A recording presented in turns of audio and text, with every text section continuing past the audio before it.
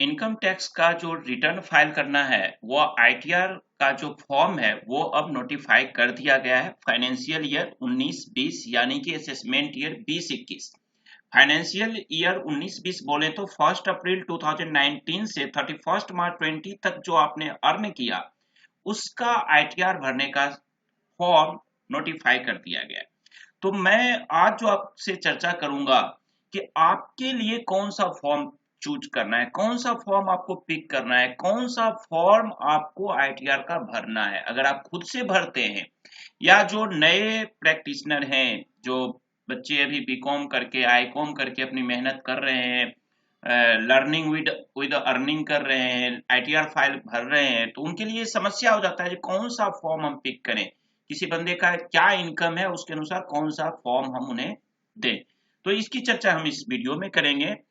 इससे पहले आपको मैं एक चीज और बता दूं कि आज ही 2 जून 2020 को 7 आईटीआर होते हैं। टोटल आईटीआर के जो फॉर्म है वो 1 to 7 आईटीआर फॉर्म्स होते हैं, जिसमें ITR-1 अब पोर्टल पे भी आज आ चुका है। ये भी आप यहां से देख सकते हैं कि आपको ITR-1 अब पोर्टल पे आ गया है, तो इसको आप डाउनलोड कर सकते हैं। ये देखिए असेसमेंट ईयर 2021 का ITR-1 पोर्टल पे आ चुका है। यहाँ से आप एक्सेल डाउनलोड करके ITR फाइल कर सकते हैं या ऑनलाइन बिना एक्सेल डाउनलोड किए भी आप कर सकते हैं। तो चलिए सबसे पहले अभी हम चर्चा करेंगे मेन चीज जो है, जो आईटीआर, कौन सा आईटीआर आपको पिक करना है इस टॉपिक पे। उसके साथ मैं आपको इस वीडियो के बाद आपको एक दूसरा वीडियो बता दूंगा कि आपको आईटीआर फाइल करने के लिए, ITR-1 फाइल करने के लिए क्या क्या डॉक्यूमेंट्स की जरूरत पड़ती है। वो डॉक्यूमेंट्स की आप व्यवस्था कर लीजिए, अरेंजमेंट कर लीजिए, अरेंज कर लीजिए। और नेक्स्ट वीडियो जो थर्ड वीडियो होगा इस पे, वो मैं आपको बताऊंगा कि ITR-1 आप मेरे साथ लाइव फाइल करना कि किस तरह से फाइल करते हैं। जो लर्निंग वाले हैं, सीखना चाहते हैं, वो सीख लीजिए ताकि आप दो पैसा कमा भी सकते हैं, अर्न कर सकते हैं। सबसे पहली बात हम करते हैं ITR-1 की। एज वी नो कि टोटल आईटीआर जो होते हैं 7 होते हैं, ITR-1 to ITR-7। ITR-1 किसको भरना है? ITR-1 को हम सहज फॉर्म भी कहते हैं। ITR-1 जो है वो एक इंडिविजुअल के लिए है और साथ ही HUF के लिए है। तो वैसा इंडिविजुअल जो रेसिडेंट हो, याद रखिएगा कि जो रेसिडेंट हो वो बंदा इस आईटीआर को फाइल करेगा। नॉन रेसिडेंस जो है, NOR नॉट ऑर्डिनरी रेसिडेंट जो है, उसके लिए ITR-1 नहीं है। साथ ही आपकी इनकम 50 लाख रुपया से ज्यादा नहीं होना चाहिए, not more than 50 lakh rupees, यानी 50 लाख तक आप कमाते हैं, इंडियन रेसिडेंस हैं। साथ ही आपका इनकम सैलरी से हो, चाहे कोई भी बंदा गवर्नमेंट एम्प्लॉय है या प्राइवेट सेक्टर का एम्प्लॉय है, अगर उसका सैलरी से इनकम है और एक हाउस प्रॉपर्टी से हो, कोई एक घर से इनकम हो रहा हो हाउस प्रॉपर्टी से, और अदर सोर्स से भी हो, और आप सब जानते हैं, अगर नहीं जानते तो मैं एक बार रिवाइज कर दूं कि इनकम के 5 सोर्स हैं: income from salary, income from house property, income from capital gain, income from PGBP, और पांचवा हेड होता है जो सोर्स होता है वो इनकम फ्रॉम अदर सोर्स होता है, जिसमें लॉटरी वगैरह या बैंक से इंटरेस्ट वगैरह आते हैं। आपको जो आप बैंक में सेविंग अकाउंट में जमा कर रहे हैं, एफडी जमा कर रहे हैं, तो उस पर जो इंटरेस्ट मिलता है वो सारी जानकारी आपको इसमें देना है। साथ ही अगर आपके पास कुछ जमीन है, कुछ एग्रीकल्चर लैंड है, और उस लैंड से आपको, कृषि भूमि से अगर आपको 5,000 रुपये तक पर साल इनकम होता है तो आपको भरना है ITR-1। आई एम होपिंग कि आपको क्लियर हो गया होगा कि ITR-1 किसे फाइल करना है। साथ ही उन लोगों को ITR-1 फाइल नहीं करना है जो किसी कंपनी में डायरेक्टर हैं या वे अनलिस्टेड इक्विटी शेयर में इन्वेस्टमेंट किए हैं। देखिए, अगर कोई बंदा किसी कंपनी का डायरेक्टर है, इसका मतलब ये नहीं कि वो कंपनी का मालिक ही है, बिजनेसमैन भी है। अगर आपकी इनकम चाहे सैलरी से ही हो और अगर आप किसी कंपनी में डायरेक्टर हैं तो आप ITR-1 नहीं फाइल करेंगे। पहली बात क्लियर हो गई। और आपका इनकम मोस्टली अगर देखें तो डायरेक्टर हो जाने के बाद आपकी इनकम ₹50 लाख से मोर देन हो जाता है। या अगर कम भी है तो अगर आप डायरेक्टर हो किसी कंपनी में तो आप ITR 1 नहीं फाइल करोगे। आई एम होपिंग कि ये पॉइंट आपका क्लियर हो गया होगा। अब ITR 1 फाइल करने के बाद हम अगली चर्चा आपसे करते हैं कि ITR 2 किसके लिए है। नेक्स्ट वीडियो जो ITR 2 किसके लिए है। ITR 2 भी इंडिविजुअल और HUF के लिए है, लेकिन उसका बिजनेस जो है, उसका जो इनकम जो है, उसका जो धंधा पानी का जो जुगाड़ है, वो जो जरिया है वो आपको PGBP से नहीं होना चाहिए। पहली बात ये क्लियर कर लीजिए। और इसे NRI भी फाइल कर सकता है, साथ ही रेसिडेंट वाला तो कर ही सकता है, NRI भी ITR 2 को फाइल कर सकते हैं। उसके बाद अगर आपका कैपिटल गेन से कोई प्रॉफिट हुआ है, इनकम है, तो उसको भी आप इसमें शो कर सकते हैं।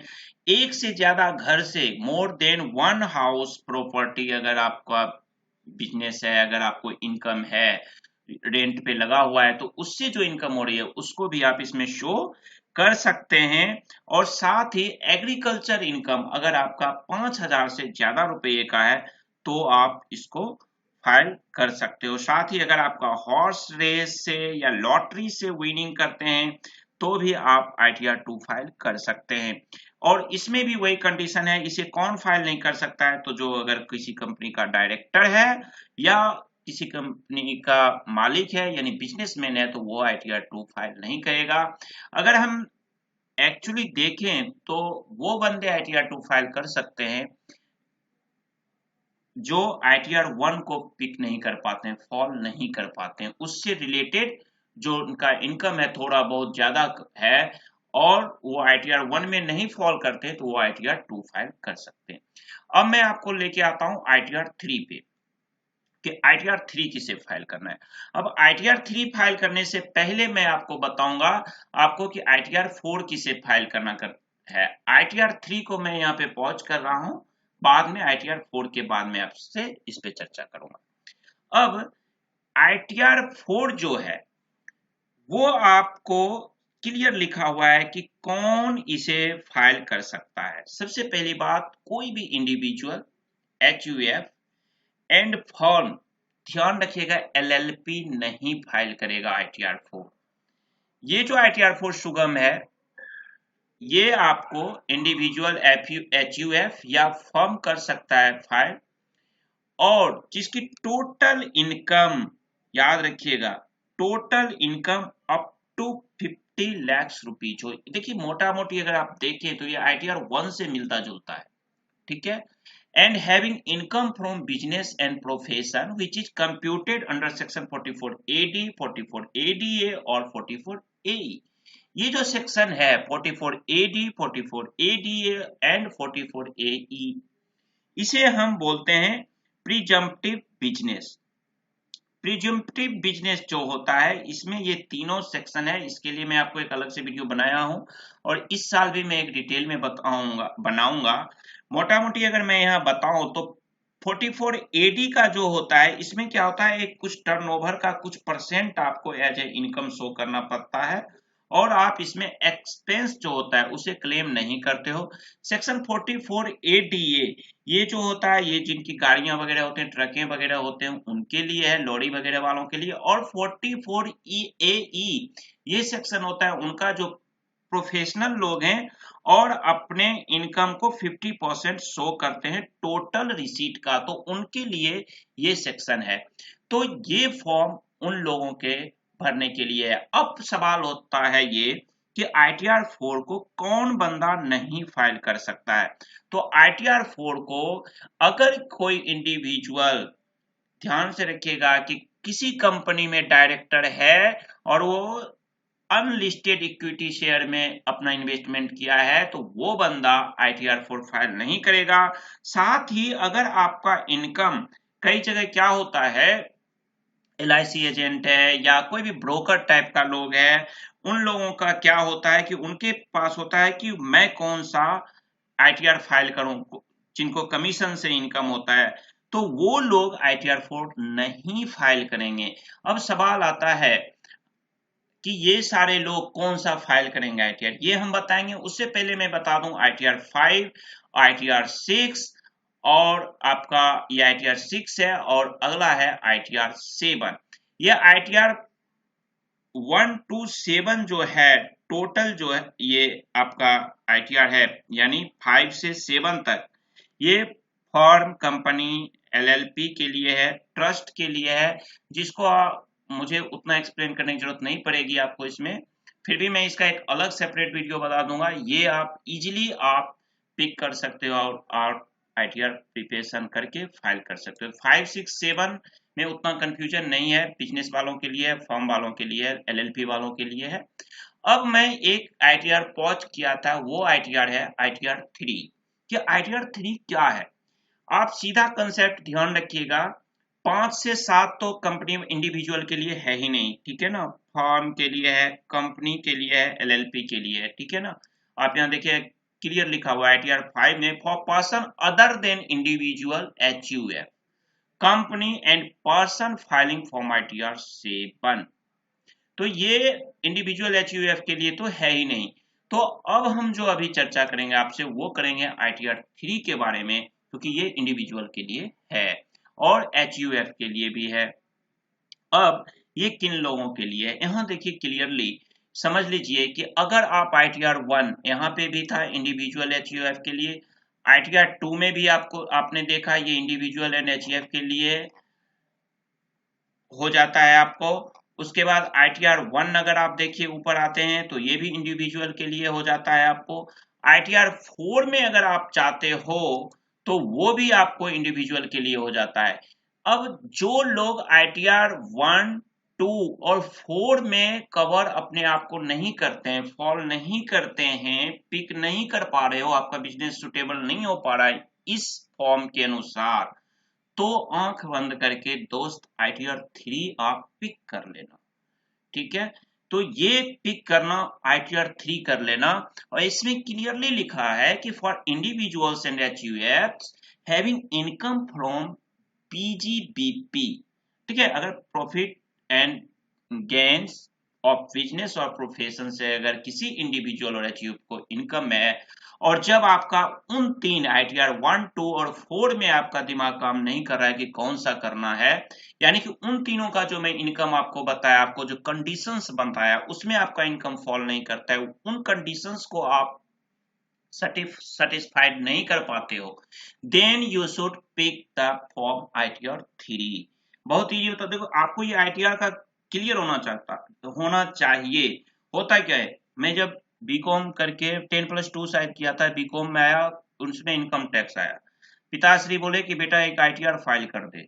मुझे ये नहीं पता था कि मेरे फादर की जो इनकम है वो किस ITR में आएगा। पिताश्री का थप्पड़ मेरे गाल पे धराम सा लगता है कि भाई तूने ICOM कर लिया, बीकॉम में आ गया, इनकम टैक्स पड़ रहा है, तुम्हें ये नहीं पता मेरा इनकम किस में जाएगा। तो जब आपका इन तीनों रिटर्न में 1 to 4 में अगर आप फॉल नहीं करते हो, 1 to 4 तक के कंडीशंस को आप सेटिस्फाइड नहीं करते तो ITR 3 में चले जाना, ठीक है, क्लियर। अब ITR 3 में क्या होता है, कई बार क्या होता है, हम सैलरी के साथ साथ, आप देखते होंगे अपनी कंपनी में कुछ अकाउंट्स वाले मिलेंगे जो सैलरी के साथ साथ वो इनकम करते हैं, LIC का एजेंट भी है, बहुत लोग आपको मिलेंगे ऐसे। कुछ लोग LIC का एजेंट हैं, कुछ लोग कमीशन पे लेते हैं, ब्रोकरेज पे लेते हैं, या वो जो बंदे जिनका डीमेट अकाउंट है, जो शेयर का सेल परचेज करते हैं, उससे लॉस या प्रॉफिट अर्न करते हैं, या आपका कोई इनकम का क्लबिंग करना है, तो इन सब केस में आप ITR 3 सिलेक्ट करना, ITR 3 पिक करना और अपनी ITR फाइल कर लेना दोस्त, ठीक है। आई एम होपिंग कि आपका पॉइंट सारा क्लियर हो जाएगा। तो LIC एजेंट वाले जो हो वो ITR 3 लेना, HDFC bank agent, LIC agent, जिनका मेन बिजनेस जो है ना एजेंट वगैरह से है, रिलेटेड है, कमीशन से है, ब्रोकरेज से है, ये सारे लोग अपना ITR 3 फाइल करेंगे, ये आपको ध्यान रखना है। तो दोस्तों इस वीडियो को मैं यहाँ खत्म कर रहा हूँ, और नेक्स्ट वीडियो जस्ट इसके बाद इमीडिएट जो आपको मिलेगा वो मिलेगा ITR 1, जैसा कि मैं आपको बताया कि पोर्टल पे आ चुका है। तो सबसे पहले मैं बताऊंगा ITR 1 फाइल करने के लिए आपको किन किन चीजों की जरूरतें पड़ेगी, उसके बाद नेक्स्ट वीडियो में मैं आपको ITR 1 खुद मैं फाइल करूंगा और आप मेरे साथ ITR 1 फाइल करेंगे। Thank you, bye bye.